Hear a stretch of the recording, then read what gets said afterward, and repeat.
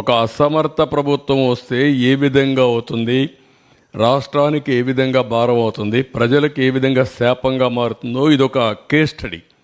చదువుకున్న వాళ్ళు మీరు గుర్తుపెట్టుకోవాల్సిన అవసరం ఉంది.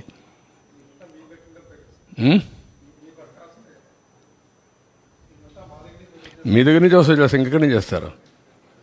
రాష్ట్రంలో అన్ని మీ దగ్గర నుంచి. నెక్స్ట్ ఇక్కడ మీరు చూస్తే 1924 ఇన్వెస్టర్స్ కాన్ఫిడెన్స్ పోయింది, బ్రాండ్ ఇమేజ్ దెబ్బతినింది. ఇక్కడ సోలార్ విండ్కి పీపీఎల్ని రీనెగోషియేట్ చేస్తామన్నారు. సోలార్ విండ్ పీపీఎస్ అన్నీ లీగల్ ఛాలెంజెస్ అన్ని తీసుకొచ్చారు. ఏపీ హైకోర్టు అవన్నీ చెప్తూ క్వశ్చన్ లేదు, మీరు పే చేయాలని. వీళ్ళు వాడుకోకుండా ఉన్నదాన్ని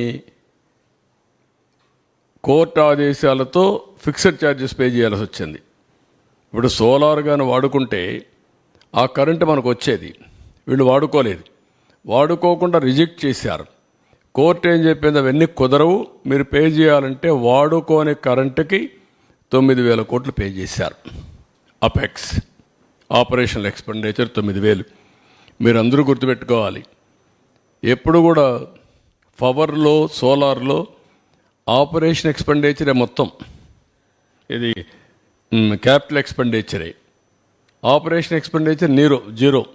ఎందుకంటే ఎండకు పెడతాం, రా మెటీరియల్ అవసరం లేదు, కరెంట్ ఉత్పత్తి అవుతుంది, అక్కడి నుంచి ట్రాన్స్మిషన్కి వెళ్ళిపోతుంది.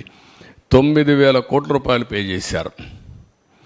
Removal of incentives already announced in earlier పాలసీస్లో 15, 18 ఎక్సెట్రా అన్నీ వచ్చాయి. 21 విండ్ మిల్స్ పీపీఏలు అవన్నీ అగ్రిమెంట్స్ ఇది చేశారు. అవన్నిటి వల్ల కూడా మళ్ళీ ఏపీఆర్సీ క్యాన్సిల్ చేసి 21 విండ్ దీన్ని ఇది చేశారు. హైకోర్టు డైరెక్ట్ చేసింది, వాళ్ళకు కూడా పే చేయాలని చెప్పారు. మొత్తం కూడా this is the burden. Next ఇంకొక పక్కన మీరు చూస్తే cancellation of contracts AP Transco with CRDA. Contract work వచ్చి 1,315 కోట్లు. అప్పటికి ఎక్స్పెండిచర్ పెట్టింది 406 కోట్లు. ఇప్పుడు అడిషనల్గా అయ్యేది 280 కోట్లు అవుతుంది. ఇప్పుడు ఎస్టిమేట్ చూస్తే 1,190 కోట్లు. అంటే ఈ వర్క్ క్యాన్సిల్ చేసిన దానివల్ల రాజధానిలో 281 crores అడిషనల్గా 280 కోట్లు అడిషనల్ ఎక్స్పెండిచర్ అవుతుంది, ధరలు పెరిగిన దానివల్ల. ఇంకొక పక్కన ఇది బ్యాకింగ్ డౌన్ జనరేటర్స్. ఇది ఏం చేశారంటే విండు సోలార్ పవర్ రెండు కూడా 500 కోట్లు కన్జ్యూమర్ స్పెండింగ్ ఉంది కమిషన్, అక్కడ అప్పుడు ఆపరేట్ చేయకుండా పోయిన దానివల్ల. హిందూజా ప్రాజెక్ట్ నాట్ షెడ్యూల్డ్, వాళ్ళు కూడా షెడ్యూల్ చేయకుండా పోయే కొందికి సుప్రీంకోర్టుకు పోతే వాళ్ళు ఇచ్చారు, కంపల్సరీగా పే చేయమంటే 1,235 కోట్లు పే చేసే పరిస్థితికి వచ్చారు. ఇంకొక పక్కన ఏపీ జెన్కో నేను చెప్పాను, ఆ కంపెనీస్ 1922 వరకు క్లోజ్ చేశారు.